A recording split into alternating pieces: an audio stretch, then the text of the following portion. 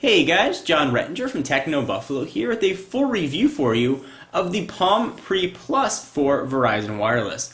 You see me put this guy head to head with the iPhone, with the Nexus 1. Now it's time to let it stand on its own legs and go over sort of the specs and the features and what I think about the device as a whole. So some of the general specs, some probably the more salient ones. It's got a 3.1-inch capacitive touchscreen with, of course, multi-touch. It's got a 3-megapixel camera on the back with LED flash. As of right now, it does not record video, but Palm has said that update is coming soon. It's expected sometime the end of February, early March. Resolution on the screen is 320 by 480, and the screen really does pop. It doesn't appear to be washed out or dim, so the resolution is actually quite nice. So I always start off my phone reviews with how does it work as a phone? No matter how many features they can pack in or how fast a processor or how much RAM or hard drive space, if it sucks for making phone calls, it's not going to be useful to you. So this is a Verizon device, and Verizon's network, at least where I am in Southern California, is very strong. Call quality was fantastic on the Palm Pre Plus. I heard no white noise or buzzing on my end, and people on the other end of the phone reported the same. They actually had a hard time telling that I was even on a cell phone. So if you were looking to get a Palm Pre Plus and call quality was a concern of yours, you can push those aside. It's going to sound quite nice. Speaker volume was sort of on the weak side, not as strong as other devices I've tested. If you rely on the built-in speakerphone for your car, or wherever you might be, there's a chance you're going to be a bit disappointed, something to keep in mind. So any review of the Palm Pre, or really any modern Palm device, isn't complete or wouldn't be fair without a brief sort of overview and synopsis of its operating system, WebOS. So the Palm Pre, again, is of course running Palm's new operating system, and really sort of the biggest bread and butter of it and what it does the best is multitasking. And I've showed this in many videos, to give you guys just a quick demonstration as to how it handles it. It uses things called a deck of card interface. It launches an application, so I got the web browser open right there. I can launch a Twitter application. And you can keep, upwards of 50 applications open. I've seen videos showing that it works. And I've tested up to 30, and the thing actually worked quite well. Certainly you have a speed degradation depending how many applications you have open, but it's capable to keep quite a bit. So you can hit that gesture area right down below, and you can swipe through, open up an application, and if you want to close it, swipe it off screen, which I find to be extremely satisfying and a fun feature of WebOS. So some of the differences with the Palm Pre Plus that weren't on the initial Pre that were launched, a little over a year ago at CES for Sprint, is the absence of the home button down below. That's been replaced by a touch-sensitive LED. You should see it light up when I swipe my finger over it. So now you just touch it, and that would be the equivalent of hitting the home button, and that'll launch your deck of cards feature. We sort of saw this first with the Palm Pixie, and that sort of carried through to the Pre Plus. You also have double the RAM and double the storage space. Now you've got 16 gigs of in-device storage, although still absent, and a bit disappointingly, is any sort of expansion. So micro SD or mini SD or any sort of expansion is gone from the device.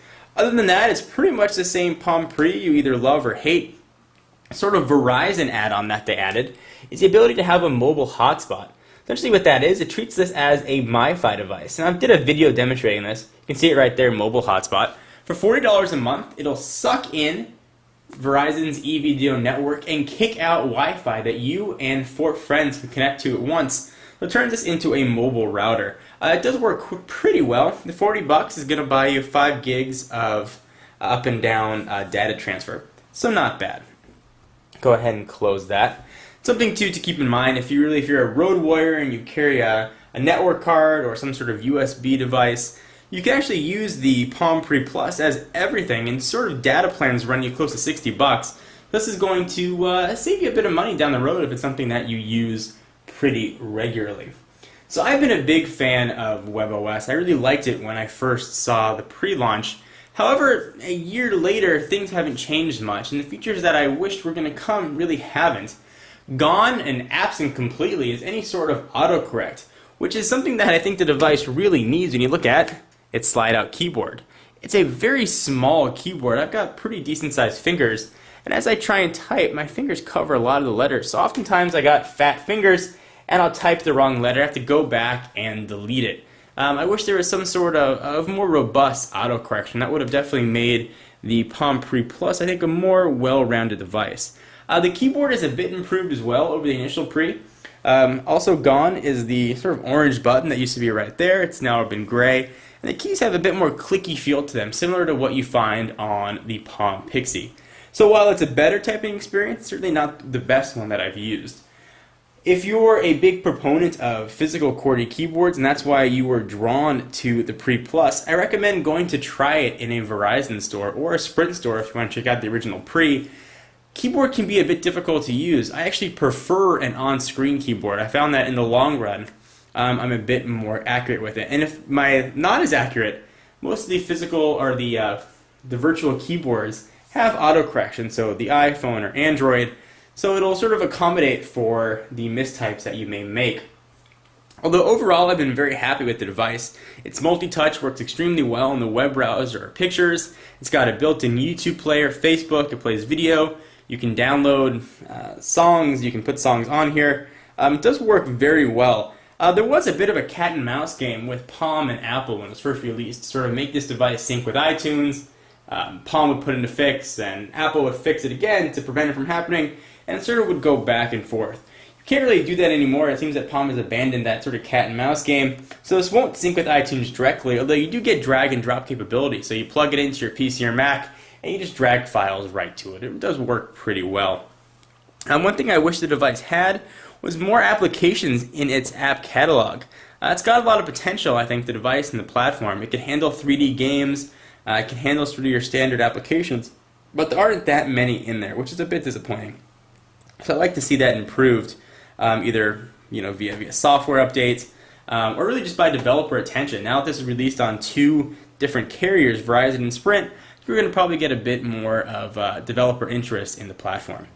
If I have to rank this on a 1 to 5 scale, I give it a very solid 4 1/4. Missing out because of lack of video recording, at least right now, although that is coming, and the lack of any sort of autocorrection on the keyboard. Things I do like the WebOS as a whole. I really like the notification system. So you saw a little mailbox or a little envelope pop up right there. The way it handles notifications is really top notch. I can tap that and I can go right to my email. I see I got a message from Brandon. I can either tap that and go right to it, or hit the Gmail logo and go right to my Gmail, or I can just swipe them away. Multitasking is probably the best implementation that I've seen. Really just works fantastically and is a very well-rounded and pretty nimble device. So if you're looking for something on Verizon that's full featured, gives you multi-touch, has a QWERTY keyboard, if that's something that you really insist on, and has sort of a very cool look, you owe it yourself to check out the Pre Plus. Overall, it's a very solid device and a really thin and nice form factor. Anyway, I'm John Rettinger from Techno Buffalo with a full review for you of the Palm Pre Plus. For exclusive content and all your tech news, and to create and even make a couple bucks from your own tech blog, be sure to check out technobuffalo.com. I will see you in the next video.